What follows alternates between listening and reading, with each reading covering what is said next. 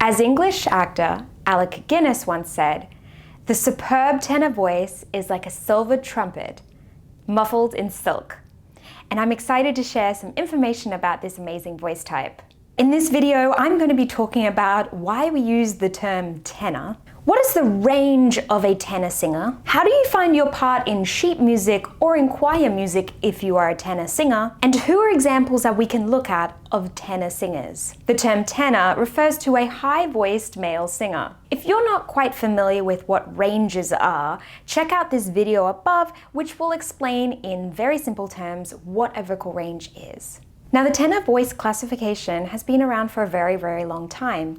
But some people have noticed since the 1950s that this vocal type has become extremely popular in contemporary music. I'm sure there's many different reasons why the tenor voice has become so popular since this time period. The etymology or root meaning of the word is derived from the Latin word tenor, which means to hold. And this is because the tenor voice holds the melody of the choir in group singing. The modal vocal range of a tenor spans from B2 or C3 all the way up to C5. It's important to note as well, as you are looking into the tenor voice, that there are many different types, such as lyric, spinto, and dramatic tenor. If a tenor can sing higher than this modal range, they probably will fall into the category of countertenor, which usually can sing the same range as a contralto.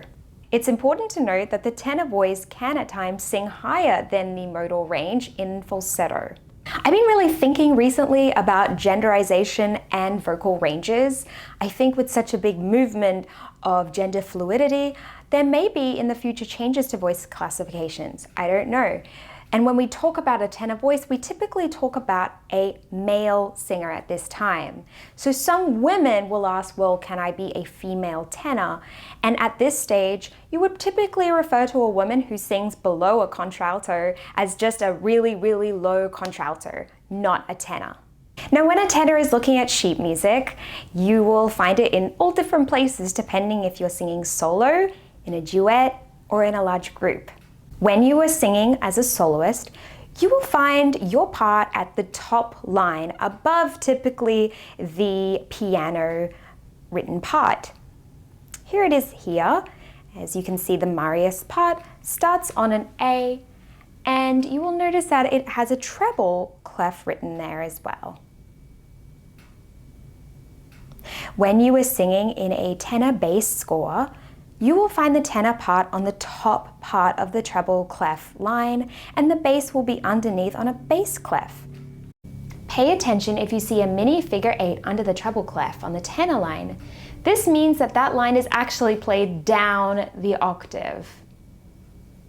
And in 4-part choral music, the tenor is the second lowest voice present.